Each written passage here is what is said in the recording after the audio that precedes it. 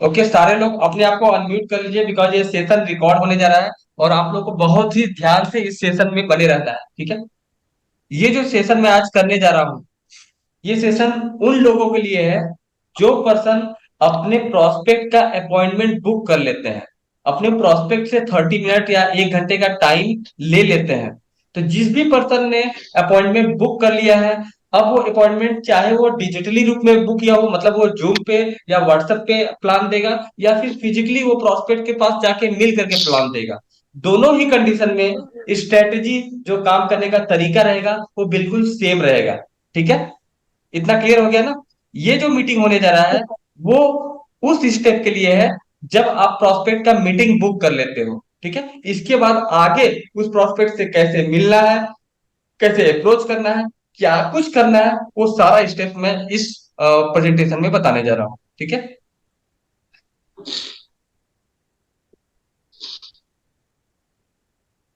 एक second.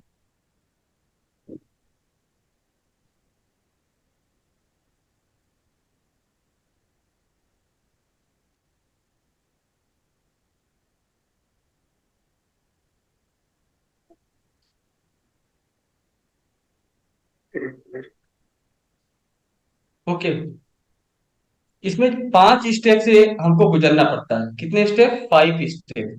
5 step में पहला स्टेप क्या है? सीक इंफॉर्मेशन ऑन प्रोस्पेक्ट, ठीक है। आपने अपने प्रोस्पेक्ट से बात कर लिया, टाइम भी ले लिया, अब आप उससे मिलने गए हैं या फिर जूम पे उनको आप प्रेजेंटेशन देने जा रहे हो, ठीक है। उस कंडीशन में क्या क्या स्टेप्स फॉलो करना है, ये बहुत ही ध्यान देना है। पहला स्टेप है सीक इंफॉर्मेशन ऑन प्रोस्पेक्ट। जब आप प्रोस्पेक्ट से मिलोगे, चाहे ऑनलाइन चाहे ऑफलाइन, प्रोस्पेक्ट से इंफॉर्मेशन को सीक करना है, ठीक है। फिर अपने बारे में ग्रीट करना है और लिंक टू अप्रोच कन्वर्जेशन, मतलब ऐसे कन्वर्जेशन स्टार्ट करना है जो हमारे प्रोडक्ट तक लेकर के पहुंचे। मतलब बात ऐसे स्टार्ट करना है, या बात फाइनेंशियल प्लानिंग पे जाकर के पहुंचना चाहिए, या फिर वो डायरेक्टली बात प्रोडक्ट पे जाके पहुंचना चाहिए, ऐसे हमको बात शुरुआत करना है, ठीक है।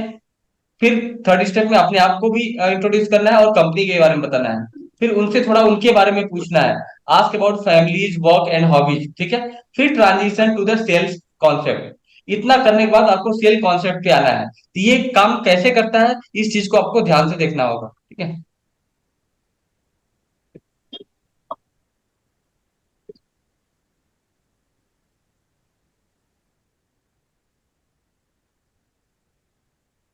Okay, open the call.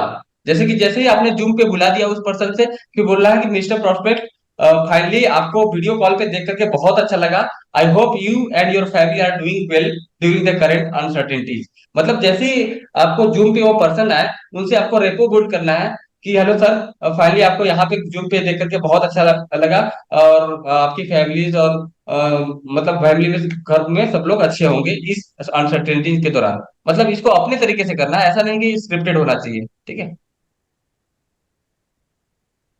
इसके बाद आपको क्या करना है, इसमें क्या लिखा है? Before we proceed I would like to introduce. मतलब इसके बाद अपने आप को वहां पे इंट्रोड्यूस करना है जूम पे। आपने कॉल बुकिंग करते वक्त भी इंट्रोड्यूस किया था, लेकिन अब आपको यहाँ पे विस्तार से, क्योंकि आपको उनका टाइम ले लिया है, तो विस्तार से आपको बताना है कि भाई मैं क्या करता हूँ, ठीक है। कि मैं टाटा एआई में एक एडवाइजर हूँ। मैं लोगों की फाइनेंशियल प्लानिंग करता हूँ, उनका फाइनेंशियल हेल्थ चेकअप करता हूँ, चेक करके उनका रिपोर्ट प्रोवाइड करता हूँ, फिर उसके डीप में जो भी प्रॉब्लम्स होती है उसको सॉल्व करता हूँ, ठीक है। तो इसमें क्या लिखा है कि as you are aware, Tata is the most trusted company in India, while AI is the largest. मतलब अपने बारे में इंट्रोड्यूस करना है और कंपनी के बारे में इंट्रोड्यूस करना है, ठीक है, इस तरीके से। कंपनी के बारे में आप पूरा इंट्रोड्यूस कर दोगे, आप लोगों को कंपनी के बारे में मैं बता ही दिया हूँ कि भाई कंपनी कैसा है, ठीक है। इसके बाद आपको उनके फैमिली के बारे में पूछना है। फिर आपको मेन मुद्दे पे आ जाना है, ठीक है। और इट्स नॉट नेसेसरी कि फैमिली के बारे में, आपको रिपोर्ट रिपोर्ट बिल्ड करना है सामने वाले से, ठीक है। अब transition to the sales concept, explain special event of life. यहीं पे आपका रियल जर्नी स्टार्ट होता है। वहां से आपको क्वेश्चन पूछना है। क्वेश्चन कैसे पूछना है? जैसे इसमें कैसे क्वेश्चन पूछा जा रहा है, sir would you agree that as the only earning member of our family, it's our responsibility to make sure that the lifestyle that we provide to our families is always maintain, come what may. Well I want to show you something with which your family would be able to provide the same life style come whatsoever. मतलब आप उसको हिंदी में बोलोगे, sir क्या आप agree करते हो कि जो पर्सन मतलब एक फैमिली में एक ही व्यक्ति अगर कमाने वाला है, उसके ऊपर डिपेंडेंट है, अगर उनको कुछ हो जाता है तो उनकी फैमिली लाइफ डिस्टर्ब हो जाती है। सर वही चीज मैं करता हूँ, मैं उनको प्रोटेक्ट कर देता हूँ कि अगर कुछ हो भी जाता है ना, तब पर भी परिस्थिति सेम रहती है। Before I proceed I would like to ask you a simple question, have you plan for the special event. Sir अगर कुछ हो जाता है, क्या उस अगर कुछ हो जाता है उस वाले इवेंट के लिए क्या आपने कुछ प्लानिंग किया है? क्योंकि ये जो सेल्स वाला जर्नी है, it's all about asking the right question. अगर राइट क्वेश्चन आप पूछ लेते हो तो आपके लिए बहुत ही आसान काम है। तो यहाँ पे आपको क्या पूछना है सर, जो लाइफ में अनसर्टेनिटीज है, जिस घटना को हम नहीं जानते हैं, जो 24/7 में कभी भी हो सकता है, क्या उस घटने के लिए आपने कोई प्लानिंग किया है? ठीक है, ये क्वेश्चन पूछना है। और थोड़ा सा एक्सप्लेन भी करना है कि sir our life is full of uncertainty, हमारा जीवन पूरा 24/7 अनिश्चितताओं से भरा हुआ है, which many of us unaware or simply ignore them। जिसमें से हम में से बहुत सारे लोग क्या है, अनअवेयर है, ये चीज जानते नहीं है, अगर जानते भी है तो वो इग्नोर करते हैं। ठीक है,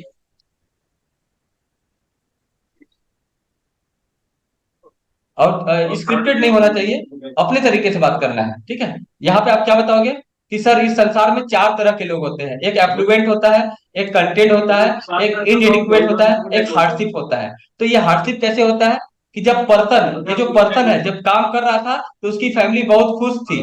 ठीक है, काम कर रहा था तो फैमिली बहुत खुश थी, लेकिन जब पर्सन चला गया तो उसकी फैमिली की कंडीशन हार्डशिप में चला गया। ठीक है, लेकिन अगर हम राइट फाइनेंशियल प्लानिंग करते हैं तो फैमिली तो चला जाता है, लेकिन पैसा काम करने लगता है, पैसा काम करने लगता है। ठीक है, अगर ऐसा तभी हो पाता है जब वो इंसान अपने आप को टोटल प्रोटेक्टेड किया है, मतलब अपने आप को फुली प्रोटेक्ट कर लिया है। ठीक है, ये चीज आप उनको दिखाओगे।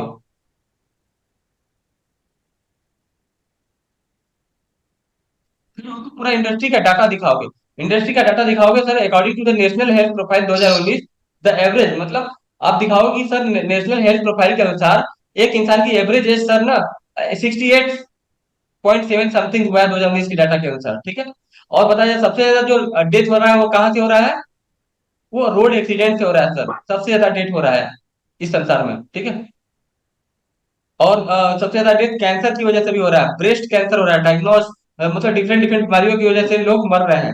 इन India less than 12% of the population is covered by pension plan, even the birth are is falling in longevity. मतलब पूरे इंडिया में केवल 12% लोग ही पेंशन प्लान लिए हुए हैं, ये डाटा दिखाना है। इंडिया का हेल्थ केयर का जो इन्फ्लेशन है वो बहुत तेजी से बढ़ रहा है। ठीक है, और एजुकेशन के बारे में भी आप बात करिए कि सर अभी 10 से 12% का इन्फ्लेशन चल रहा है एजुकेशन में। यानी कि कम से कम 34 लाख रुपए, 34 लाख रुपए लगेगा आने वाले टाइम में, जो जहां पे 10 लाख रुपए लगता था वहां पे 34 लाख रुपए लगेगा। ये नॉर्मल आप इंडस्ट्री का डाटा उनको दिखा दे रहे हैं, आपको ज्यादा टाइम नहीं लेना है कस्टमर से। ठीक है, कस्टमर को बोर भी नहीं करना है। ठीक, और इस तरीके से क्या करना है, आपको क्वेश्चन पूछना है सर। पहला क्वेश्चन क्या पूछना है, did you know there are 4 category which all of us fall into. मैंने जो अभी आपको बताया था कि चार ही तरीके के लोग होते हैं, मतलब पूरे संसार में चार कैटेगरी में लोग ये होते हैं। एक सेकंड, ये बताया था ना, पहला एफ्लुएंट, कंटेंट, इनडिक्वेट, आर्थिक। उनको बोलना है कि सर क्या आप जानते हैं कि संसार में चार तरह के लोग होते हैं, जो एफ्लुएंट होते हैं, जो कंटेंट होते हैं, कंटेंट मतलब पीसफुल जिंदगी जीते हैं, बहुत बिंदास जिंदगी जीते हैं, जो जो इनडिक्वेट होते हैं, जो हार्डशिप होते हैं। तो सर अगर जो फैमिली मेंबर है, जो ब्रेड विनर है, अगर वो चला जाता है तो उसकी फैमिली की जो कंडीशन होती है वो हार्डशिप में चली जाती है। ठीक है, उनको ये रियलाइज करना है, ये 4-5 क्वेश्चन पूछ करके। ठीक है, पूछना है कि सर ये डिफरेंट डिफरेंट हार्डशिप में चले जाते हैं बिकॉज ऑफ दैट। फिर नेक्स्ट क्वेश्चन होता है, पूछना है they do so when a person is at work. अगर कोई इंसान की फैमिली खुशी है तो इसलिए खुशी है क्योंकि उसका पर्सन काम कर रहा है। What will happen to his family, अगर उसका व्यक्ति जो काम कर रहा है वो अचानक चला गया है, चला जाएगा तो उसकी फैमिली को क्या होगा? ठीक है, तो अपने प्रोस्पेक्ट के आंसर का वेट करना है कि वो क्या क्या उत्तर देता है। फिर आपको फिर से बोलना स्टार्ट करना है, they will slide down and his family will endure financial hardship. अगर उनको कुछ हो जाता है तो उनकी फैमिली की स्थिति बहुत खराब हो जाती है। We need to insert a rupees scorer reservoir, why, because if there is no person at work we need rupees at work. उनको समझाना है कि अगर पर्सन वर्क पे नहीं है तो हमारा जिम्मेदारी है कि रुपीज को वर्क पे लगा दिया जाए। तो फाइनेंशियल प्लानिंग के द्वारा, कंप्लीट प्रोटेक्शन के द्वारा वर्क जो करता है वो पैसा काम करता है, जिसकी वजह से एक फैमिली सेफ और सिक्योर महसूस करती है। ये चीजें उनको रियलाइज कराना है। ठीक है, टोटल प्रोटेक्शन किसको कहते हैं? टोटल प्रोटेक्शन किसको कहते हैं? इनकम प्रोटेक्शन, अगर इंसान काम कर रहा है, पता नहीं कल काम कर पाएगा, पता नहीं कल काम कर पाएगा कि नहीं, तो अगर मैंने उसको प्रोटेक्ट कर दिया तो उसको इनकम प्रोटेक्शन कहते हैं। हेल्थ को भी प्रोटेक्ट प्रोटेक्ट करना होता है, एजुकेशन प्लानिंग को प्रोटेक्ट किया करना होता है, रिटायरमेंट प्लानिंग को प्रोटेक्ट करना होता है। इन सारे प्रोटेक्शन को अगर कोई इंसान ले लिया है तो उसको बोलते हैं टोटल प्रोटेक्शन। टोटल प्रोटेक्शन किसको कहते हैं? जब उसका इनकम भी प्रोटेक्ट हो गया, हेल्थ भी प्रोटेक्ट हो गया, एजुकेशन भी प्रोटेक्ट हो गया, रिटायरमेंट भी प्रोटेक्ट हो गया, ठीक है। तो जब सब कुछ हो गया तो उसको टोटल प्रोटेक्शन कहते हैं, इसको उनको बताना है, ठीक है। फिर उनको क्या बताना है? लाइफ का स्टेज बताना है कि सर 0 से 20 ईयर में इंसान प्ले करता है, एजुकेशन करता है, ठीक है। फिर 20 to 40 ईयर में ऑक्यूपेशन करता है, मतलब जॉब करता है, घर खरीद लेता है, कार खरीद लेता है, शादी हो जाती है, बच्चे हो जाते हैं, ठीक। प्लीज अपने आप को अनम्यूट कर लीजिए, किसका किसका अनम्यूट नहीं है?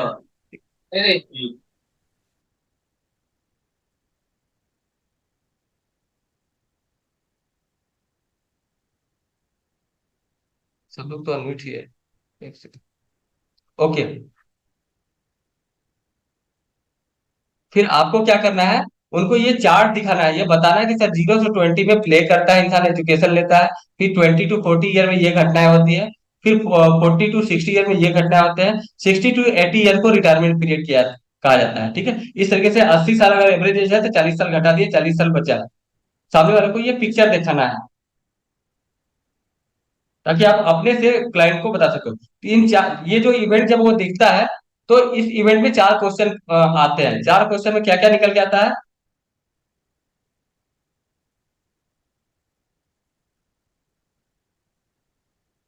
4 क्वेश्चन में पहला क्वेश्चन निकल के आता है इनकम प्रोटेक्शन, ठीक है। कि what if you can not work till 60, अगर कोई पर्सन अभी काम कर रहा है, आगे काम नहीं कर पाया तो उसके फैमिली का क्या होगा? तो उसके लिए हेल्थ प्रोटेक्शन राइडर होता है, जैसे क्रिटिकल इलनेस हो गया, ठीक है। क्रिटिकल इलनेस अगर हम दे देते हैं तो इस क्वेश्चन का समाधान हो जाता है।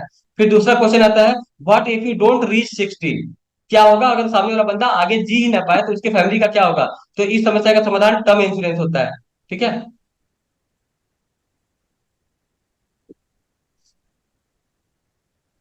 इस समस्या का समाधान टर्म इंश्योरेंस होता है। फिर अगला क्वेश्चन आता है, अगला क्वेश्चन आता है what if you don't have enough to retire, क्या होगा अगर आपके पास इनफ रिटायरमेंट के लिए नहीं है, ठीक है। तो उस क्वेश्चन का समाधान क्या होता है? रिटायरमेंट प्लानिंग के प्रोडक्ट्स आते हैं।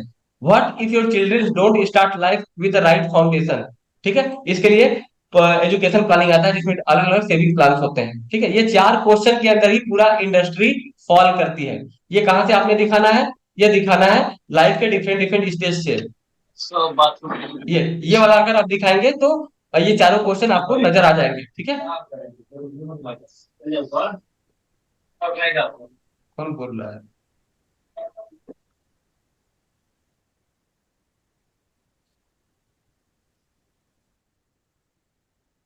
ठीक है।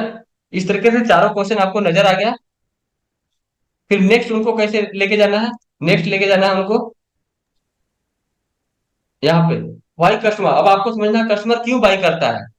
when they see the problem is bigger than the cost of solving, when they see the consequences of not solving the problem, the art of selling is to make the customer realize his need, outline the consequences of doing nothing, helping the customer take action। अब इसको हिंदी में हम लोग समझते हैं कि इंसान तभी बाई करता है जब उसको वो प्रॉब्लम उसके दिमाग में नजर आ जाता है कि अगर मैं इस प्रॉब्लम को सॉल्व नहीं किया तो मेरे लाइफ में बहुत बड़ा प्रॉब्लम आ जाएगी। मतलब आपको वो दिखाना है कि consequences of not taking financial planning, not taking life insurance. अगर आप लाइफ इंश्योरेंस नहीं लेते हैं तो आपके जीवन में क्या प्रभाव पड़ता है, वो चीजें उसके जीवन में रियलाइज हो जाना चाहिए। क्योंकि वो इसलिए खरीदता है, उस डर को सॉल्व करने के लिए खरीदता है कि अच्छा मैं अभी नहीं लूंगा तो मेरे फैमिली में फला फला प्रॉब्लम हो जाएगी, मेरे जो डिपेंडेंट है फला फला सिचुएशन में होने लगेंगे। तो इस चीज को रियलाइज करवा देना, वहीं से नीड निकल के आता है, ठीक है। नीड निकलना है और फिर कस्टमर को उसके नीड के अनुसार हेल्प करना है। यह है right way of selling. Analysis and preparation, कैसे एनालिसिस प्रिपरेशन करना? बिल्कुल डॉक्टर की तरह। When we visit a doctor for checkup, why do they ask health related question and then only prescribe any medicine. मतलब ये कहा जा रहा है कि अगर आप डॉक्टर के पास जाते हो तो डॉक्टर आपसे क्वेश्चंस क्यों पूछता है हेल्थ रिलेटेड, पूछने के बाद फिर वो दवा लिख करके देता है, राइट। उस तरीके से आपको अपने क्लाइंट से क्वेश्चन पूछने हैं। जब क्वेश्चन पूछेंगे तो उससे नीड निकल के आएगी बाहर सामने। What would be the consequences of giving same medicine to all patient. अगर डॉक्टर जो है, डॉक्टर के पास सारे पेशेंट आते हैं, वो सारे पेशेंट को सेम अगर दवा दे रहा है तो उसके प्रभाव क्या पड़ेंगे, राइट। उसी तरीके से आपके पास सारे कस्टमर आ रहे हैं, सारे कस्टमर को आप एक ही प्रोडक्ट बताओगे तो उससे उनके जीवन में बहुत बड़ा डिजास्टर आ जाएगा, क्योंकि हर इंसान की अलग अलग नीड है, हर इंसान की अलग अलग कमी है, जिसको कमी को देख लो, फुल फिलफिल कर लो, ठीक है। How would one size fit all, कैसे एक कस्टमर के लिए सारे प्रोडक्ट फिट हो सकते हैं, ऐसा नहीं हो सकता ना। तो बिल्कुल आपको डॉक्टर की तरह बिहेव करना है, कि डॉक्टर पेशेंट को पहले देखता है, समझता है, जानता है, फिर जाकर के वो दवा लिखना है। ये है राइट वे ऑफ सेलिंग, ठीक। नीड एट डिफरेंट डिफरेंट, मतलब हर एक लाइफ के स्टेज में क्या क्या नीड होती है, ठीक है। तो यहाँ पे 18 से 25 साल के एज में क्या क्या नीड होती है, यंग और सिंगल है, प्रोटेक्शन, इनकम और रिटायरमेंट। उस बंदे को टर्म प्लान चाहिए, इनकम प्रोटेक्शन चाहिए, रिटायरमेंट प्लान अभी से शुरू कर देना चाहिए। 18 से 25 साल का है, 25 से 35 साल का है, देख रहे हो अलग अलग व्यक्ति अलग अलग एज का है, उसको अलग अलग समस्या आ रही है, राइट। 25 से 35 साल का है तो मैरिड हो गया होगा, तो उसको प्रोटेक्शन की जरूरत है, इनकम प्रोटेक्शन की जरूरत है, सेविंग की जरूरत है, रिटायरमेंट की जरूरत है, टैक्स प्लानिंग की जरूरत है, राइट। 35 से 45 के एज में है, वो मैरिड है, तो प्रोटेक्शन की जरूरत है, इनकम की जरूरत, protection, income protection, saving, retirement, tax planning, right. अगर वो 45 से 55 की एज में है तो उसको रिटायरमेंट प्लान की तुरंत जरूरत है, हेल्थ की बहुत ज्यादा जरूरत है, लीगेसी प्लानिंग की जरूरत है, टैक्स प्लानिंग की जरूरत है। तो आपका कस्टमर कौन से एज ग्रुप में फॉल करता है, उस हिसाब से आप सामने वाले को इसको दिखा देना है कि भाई अगर आप इस एज में है तो ये तो जरूरत है ही। ये थंब रूल कहता है कि ये डिफरेंट डिफरेंट लाइफ के स्टेज है जो कस्टमर को दिखाना है, ठीक है। इस तरीके से आप उनकी प्लानिंग करोगे।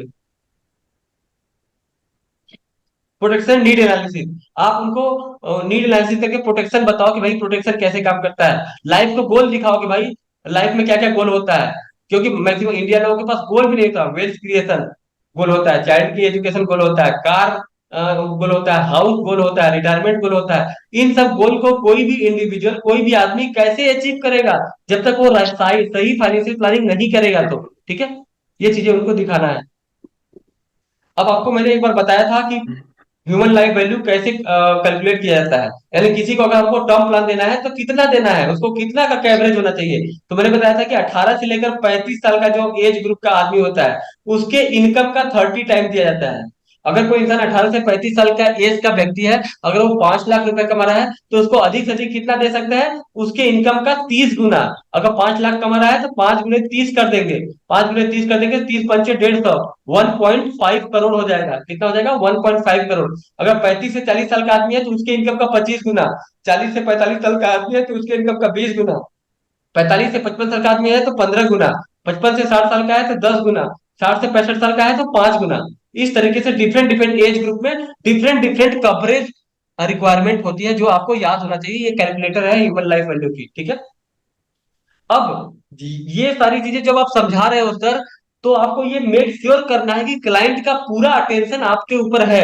पता चला आप तो समझा रहे हो, क्लाइंट का मन कहीं और है, उसका ध्यान कहीं और है, तो ऐसे काम नहीं होगा, ठीक है। तो ऐसे काम नहीं होगा, तो इसको मेक श्योर करना है कि भाई क्लाइंट पूरा इंटरेस्टेड है, मतलब देख रहा है, ठीक है। S A B and life insurance scale, identify customer need. सबसे पहले आपको कस्टमर का नीड आइडेंटिफाई करना है कि उसको जरूरत क्या है, फिर उसके लिए कौन सा प्लान बेहतर है, पिक मोस्ट सुटेबल फीचर। आपने उसका पेन पॉइंट समझ लिया, दर्द समझ लिया, दर्द समझने के बाद उसके लिए दर्द का कौन सा दवा है, उस दवा को देख लिया। फिर डिस्कस, फिर उस दवा के क्या क्या बेनिफिट है, उस सामने वाले बंदे को आपको बताना है कि सर आपका दर्द ये है, उस दर्द का मैंने दवा दे दिया, उस दवा के फला फला बेनिफिट है। आपने पूरा उसको अच्छी तरीके से समझा दिया, ठीक। इस तरीके से समझाया। री establish record and recap need, उसको फिर से नीड को के बारे में बताओ ताकि वो विजुलाइज कर सके। फिर आपने जो उसको सोल्यूशन दिया है, उस सोल्यूशन को आप सिक्योर लाइफ एप्लीकेशन से उठा करके उसको दो और समझाओ कि ये कैसे फला फला काम करता है। इसके बाद क्या करें, समझाने के बाद कस्टमर को ऑप्शन दो ऑब्जेक्शन लाने के लिए, कि कस्टमर के पास क्या प्रॉब्लम है, सर आप क्वेश्चन पूछिए, जो आपको कंफ्यूजन है वो पूछिए, सामने वाला जो पूछता है उसके ऑब्जेक्शन को आप हैंडल कीजिए, ठीक है। इसके बाद सामने वाले को क्लोज कर दीजिए। This is the step of sales. अब मान लीजिए कस्टमर आपसे क्वेश्चन पूछता है, उसके मन में कंफ्यूजन है, ठीक है, कंफ्यूजन है, तो उसको उसको बोलते हैं ऑब्जेक्शन हैंडलिंग। सामने वाले का ऑब्जेक्शन कैसे हैंडल करना है, तो सामने वाले का ऑब्जेक्शन को हैंडल करने के लिए आपको बहुत ज्यादा एक्साइटेड नहीं हो जाना है, बहुत ज्यादा गुस्सा नहीं करना, क्योंकि कस्टमर कुछ भी ऑब्जेक्शन ला सकता है, कुछ भी ला सकता है। आपको बहुत ही शांत और कूल माइंड के साथ उस कस्टमर के ऑब्जेक्शन को सॉल्व करना है। तो कस्टमर जब कुछ भी पूछे तो उसके क्वेश्चन को एक्नॉलेज करता है, जहां तक सहमत हूँ, हाँ, मुझे अच्छा लगा कि आपने ये क्वेश्चन पूछा। ठीक है, इसके बाद आपसे आपको उनसे क्वेश्चन पूछना है, फिर आंसर देना है। देख रहे हैं ना, एक्नॉलेज करना है और पूछना है और आंसर देना है। ठीक है, ये सही तरीका होता है ऑब्जेक्शन हैंडल करने का। ठीक है, फॉर एग्जाम्पल एग्जाम्पल देखते हैं अभी। ठीक है, कस्टमर ने पूछा, कस्टमर ने मान लीजिए आपने प्लान दे दिया, कस्टमर ने क्या आपको बोल दिया कि sir I don't need insurance, मुझे इंश्योरेंस की जरूरत ही नहीं है। अगर आपका कस्टमर ऐसे बोल देता है कि मुझे इंश्योरेंस की जरूरत नहीं है, तो आप क्या बोलोगे? सबसे पहले उसको एक्नॉलेज करोगे। फार्मूला क्या बताया था मैंने? Acknowledge, ask, answer. तो आपको क्या बोलेंगे? सर बहुत अच्छा, मैं समझता हूं आपकी फीलिंग को कि आपको इंश्योरेंस की जरूरत नहीं है, लेकिन मेरा जॉब क्या है? लोगों को प्रोटेक्ट करना। अनसर्टेनिटी से, लाइफ में अनसर्टेनिटी होता है, उनको प्रोटेक्ट करना मेरा जॉब है। और which passing away is one of them, अगर उनको न रहने से उनके जीवन में प्रॉब्लम हो जाता है। This is something no one like to discuss about the word. सर ये सब चीजें ऐसा है जो कोई भी इसके बारे में डिस्कस नहीं करना चाहता है, लेकिन ये सर रियलिटी है। ये क्या है? रियलिटी है। आपने उसके क्वेश्चंस को रखा और अपने आंसर को भी दे दिया ना। फिर आपको क्वेश्चन पूछना है, तो what will happen to your family when you are no longer around? ठीक है, उसने बोला कि भाई मुझे इंश्योरेंस की जरूरत नहीं है। आपने क्वेश्चन पूछा, सर कोई बात नहीं, आप ये बताइए कि अगर आप नहीं रहोगे तो आपके फैमिली का क्या होगा? ठीक है, फिर आंसर देना है, आंसर देना है। when your family will start to consolidate all the asset and all the business। आप बताओगे कि सर अगर आप नहीं रहोगे, अभी इंश्योरेंस नहीं लेते हो, अगर भगवान न करे कुछ हो जाए, अगर आपको कुछ हो जाता है, तो आपकी फैमिली क्या करेगी? आपके पास जितने भी एसेट है, अगर जमीन है, जायदाद है, प्रॉपर्टी है, घर है, उन सबको बेचना स्टार्ट करेगी। करेगी ना सर? और बेचने बेचने में भी इतना आसान नहीं होगा कि तुरंत उनकी जरूरत पे बिकी जाएगा। Trying to find out their own way what is the right way to handle things. फिर अपने अपने तरीके से वो अपनी समस्याओं का समाधान करेंगे। अगर उनके पास कुछ प्रॉपर्टी है तो, अगर नहीं है तो वो तो परेशान होकर खत्म हो जाएंगे। They may worry that they do not have enough cash. वो चिंता करेंगे क्योंकि उनके पास इनफ कैश नहीं है। Because the most important thing in life is not asset but cash flow. उनको बताना है कि सर संसार में सबसे ज्यादा इंपॉर्टेंट चीज एसेट नहीं होता है। जैसे आपके पास बहुत ज्यादा जमीन जायदाद है, सच बोले तो उसकी वजह से आपको कोई प्रॉफिट नहीं हो रहा, क्योंकि उसका आप इस्तेमाल कर ही नहीं पा रहे हो। आपके जो सपने हैं, अभी जो जरूरत है, उस पैसे, आपको पास पैसा ही नहीं है। जमीन जायदाद बहुत है, उसको बेचना भी, आप बेचोगे भी नहीं, कोई बेचने भी नहीं देगा, तो ऐसी प्रॉपर्टी का क्या मतलब है? तो इसमें बताया जा रहा है कि सर एसेट जीवन में सबसे ज्यादा इंपॉर्टेंट नहीं होता है, सबसे ज्यादा इंपॉर्टेंट कैश फ्लो होता है, इनकम होता है। क्या कंटिन्यूअस इनकम आ रहा है, कैश फ्लो हो रहा है? तो सामने वाले को बताना है कि सर एसेट इंपॉर्टेंट नहीं होता है, कैश फ्लो इंपॉर्टेंट होता है। You need to ensure you have that income which your family can they depend on. मतलब आपको ये मेक श्योर करना है सर कि अगर आप नहीं भी रहे तो आपके फैमिली को कंटिन्यूअस इनकम आता रहे, कैश फ्लो आता रहे, ताकि वो परेशान ना हो। और मेरा जॉब क्या है? My job is to ensure that you and your family have continuous income. मेरा जॉब है कि सर मैं आपको और आपके फैमिली को कंटिन्यूअस लगातार इनकम दे सकूं, कैश फ्लो दे सकूं, और to continue living the life style जैसा अभी अभी आप जिंदा है, अभी आप काम कर रहे हैं, तो आपकी फैमिली कितना अच्छे लाइफ स्टाइल से जी रही है। लेकिन भगवान न करे कि आपको कुछ हो जाए, अगर कुछ हो जाता है तो आपकी फैमिली हार्डशिप में चली जाएगी। लेकिन मैं एज ए प्रोटेक्टर होने के नाते ये इंश्योर करता हूँ कि आपकी फैमिली का लाइफ स्टाइल सेम जैसे अभी है वैसे ही रहे, क्योंकि मैं कंटिन्यूअस इनकम प्रोवाइड करता हूँ। राइट? इस तरीके से आपने सामने वाले का ऑब्जेक्शन हैंडल किया। सामने वाले ने ऑब्जेक्शन क्या दिया था? बोला था कि आई डोंट नीड इंश्योरेंस। उसका उत्तर आपने किस रूप में दिया, देख रहे हैं ना? ठीक। अब सामने वाला नया ऑब्जेक्शन रेज करता है। सामने वाला बोलता है I need to ask my parent in spouse. कोई आदमी है 25-30 साल का, वो बोलता है ना मुझे मेरे पापा से पूछना है, मेरे मम्मी से पूछना है, मुझे अपने वाइफ से पूछना है। अगर वो ऐसा कहता है तो आपको क्या करना है? Well I understand you need to ask your parents spouse, you probably want to get your family and your friends involved to this person, there is a high chance they will be asking you question and you will be trying to answer them। ये जो question है, इस question को बहुत ज्यादा high chance है लोग पूछेंगे। ठीक है, तो आपको क्या पूछना है?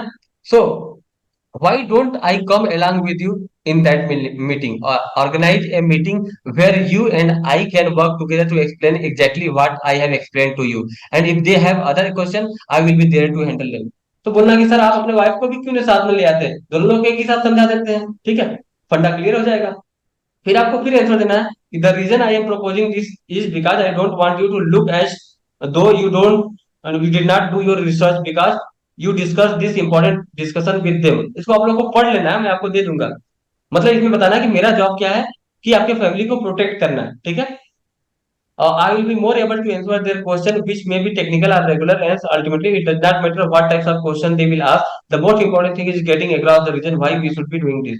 सर सबसे पहले ये जरूरी है, ये जानना जरूरी है कि हम लोग ये सब चीजें क्यों कर रहे हैं। अगर आपको लगता है तो ठीक है, आप अपने वाइफ को भी साथ में ले आइए, मैं फिर से समझा दूंगा, ठीक है।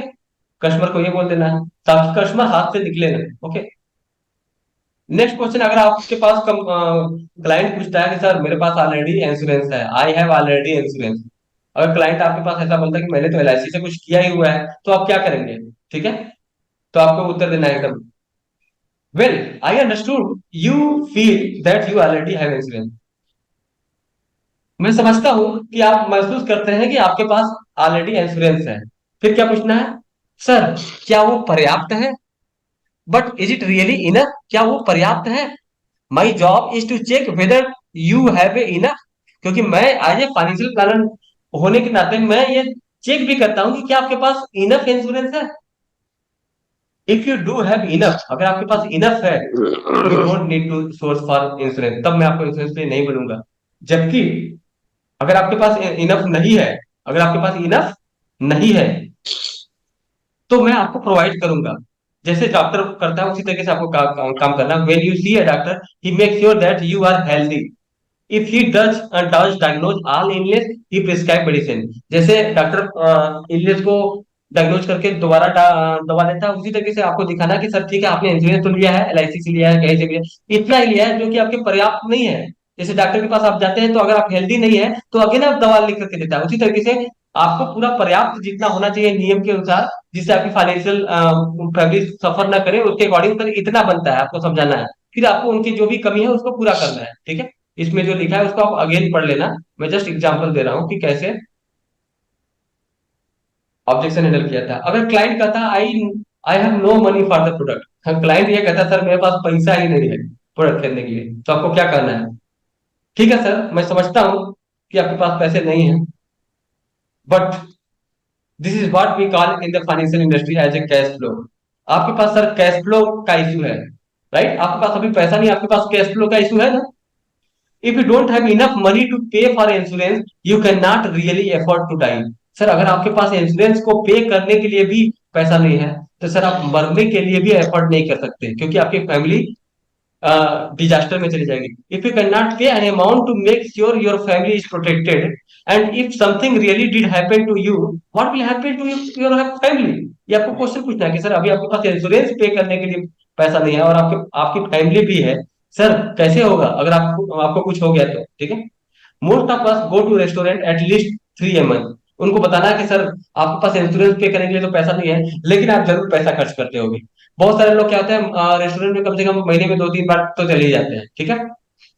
और what I would recommend is to direct the fund for 2 meals to protect your family. Sir आप इन सारे खर्चे को कम कर सकते हो सर, जिसकी वजह से उस पैसे को आप अपने इंश्योरेंस में लगा सकते हो, टर्म इंश्योरेंस ले सकते हो। That way you ensure your family will have 2 meals।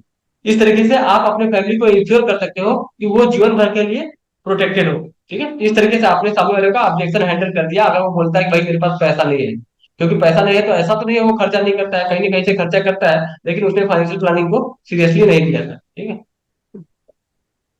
इस तरीके से आपके सामने वाले का ऑब्जेक्शन को हैंडल करना है, ठीक है। फिर क्लोजिंग कैसे करना है? ट्रायल क्लोज होता है, एजेम्प्टी क्लोज होता है, बैलेंस शीट क्लोज होता है, ऑप्शन क्लोज होता है, ठीक है। आपको ये चारों बात करते समय अपने बात से हर बार आपको यस बोलवाना है। जब उसका सबकॉन्शियस माइंड बार बार यस बोलता है, तो मान लीजिए आपकी मीटिंग के दौरान वो 10 बार 15 बार यस बोला है, तो जब पैसा मांगने की बारी आएगा तो भी वो यस बोल जाएगा। ये साइकोलॉजी कहता है, ये मनोविज्ञान कहता है, ठीक है। तो ट्रायल क्लोज में क्या बोलना है? Use a variety of question and observation using which they try to find out the mood of the prospect regarding the product, ठीक है।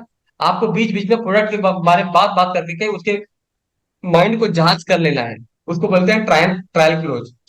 Intentionally assume that the prospect has already agreed to buy and wrap the sale. मतलब आपको पहले से मान लेना है कि सामने वाला बंदा बाई करने के लिए रेडी है। अब आपको उसको प्लान दे ही देना है, इसको बोलते हैं एजेम्प्टिव क्लोज। तो जब आप दे ही देते हैं तो सामने वाला का जब रिस्पांस आता है तो आप समझ जाते हैं उसको एजेम्प्टिव क्लोज कहा जाता है। बैलेंस शीट क्लोज किसको कहते हैं? When the prospect is indecisive, is telling the decision bring the benefit of talking the decision in favor, है। बैलेंस शीट क्लोज में क्या बोलते हैं? जब प्रोस्पेक्ट इनडिसिजिव मोड में होता है, ठीक है, तो उसके इनडिसिजिव मोड को हमको डिसीजन मोड में कन्वर्ट करना होता है। बेनिफिट के बारे में बात करके, उनके माइंड में बेनिफिट को विजुलाइज करके इस तरीके से करते हैं तो वो क्लोज होता है। ठीक है। ऑप्शन क्लोज किसको कहते हैं?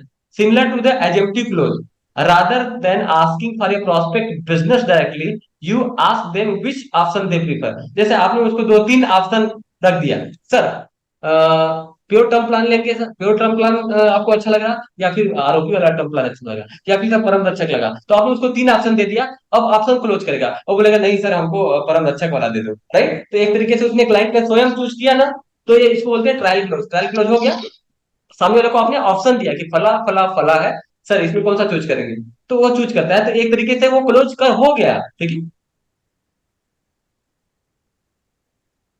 Step of succession closure, successful closure किसको बोलते हैं? ठीक है, प्रूवन। इस तरीके से क्लोजिंग करने के बाद आपको सामने वाले से फीडबैक लेना है कि सर मेरा सर्विसेज कैसा रहा।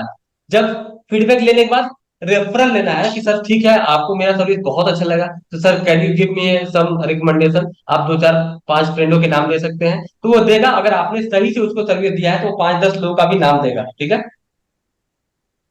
जैसे कि sir would you agree that you have benefited from my service, उससे अच्छे से बात करना कि सर आप आपको क्या लगता है कि मैंने आपको कैसी सर्विस दिया, क्या आप मेरे सर्विस से सहमत है, क्या आपको अच्छा लगा? तो बोलेगा अच्छा लगा, तो आपको बोलेगा sir please can you give me a referral, right? तो दे देगा रेफरल आपको। ठीक है।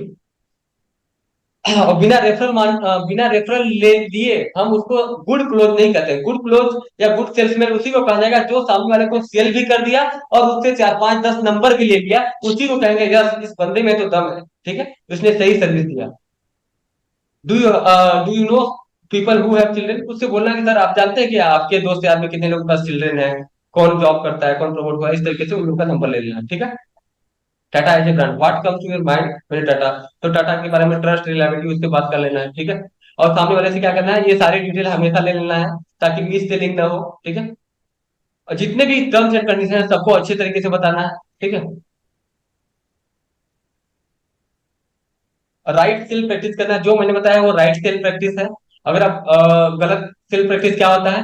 गलत सेल प्रैक्टिस होता है कि अरविंद ने क्या किया ना, कस्टमर को तो पॉलिसी के लिए एग्री कर लिया, लेकिन कस्टमर कह रहा है कि भाई ऐसा करना ना, मुझे कमीशन तू वापस कर देना। ठीक है। और ये जो सेल्समैन है उसको तो सेल करना है, सोच रहा है कि भाई थोड़ा बहुत तो मुझे मिल ही रहा है, मैं कस्टमर को दे दूंगा।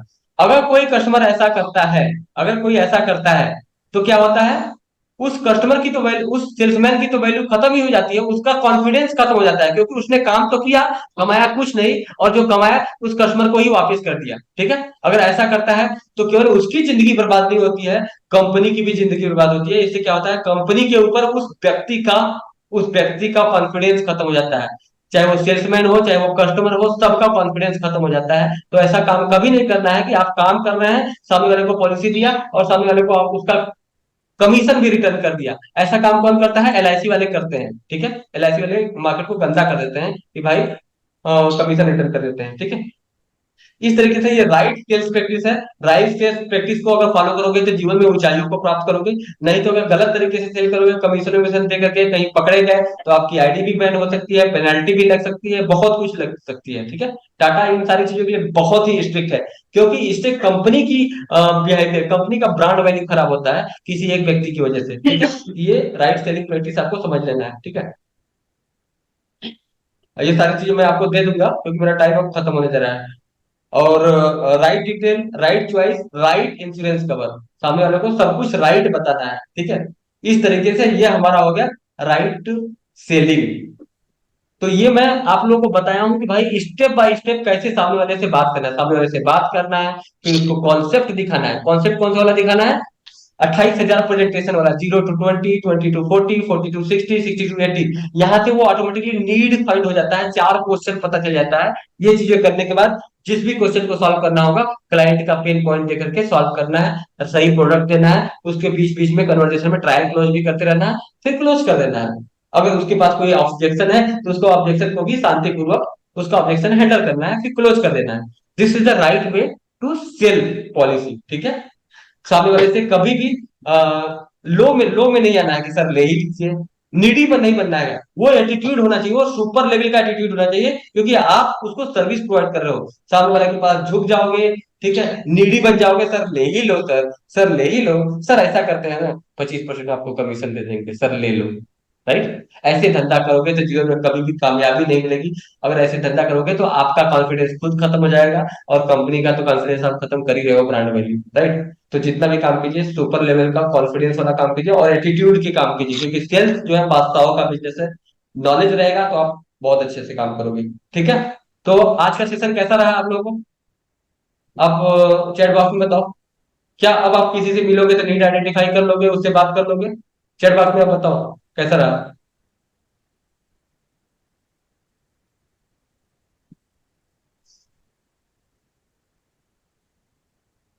कुछ समझ में आया? क्लियर हुआ? ठीक है, ये चीजें जो मैं बताया हूँ, भी एकेडमी में आप जाएंगे। मैंने कई बार बताया कि प्लीज, अगर इस संसार में राज करना है तो नॉलेज लेना सीखिए। नॉलेज इज ए पावर, जितना ज्यादा सीखेंगे उतना ज्यादा कॉन्फिडेंस आएगा। कस्टमर आपके साथ जब बात करेगा ना, तो वो एनर्जी उसके अंदर ट्रांसफर होती है, वो जो ऊर्जा होती है वो ट्रांसफर होती है। लेकिन ऊर्जा तभी ट्रांसफर होगा जब आपके पास नॉलेज होगा। नॉलेज नहीं रहेगा तो कोई भी आपको कुछ भी बोल करके चला जाएगा। ठीक है। और ऑब्जेक्शन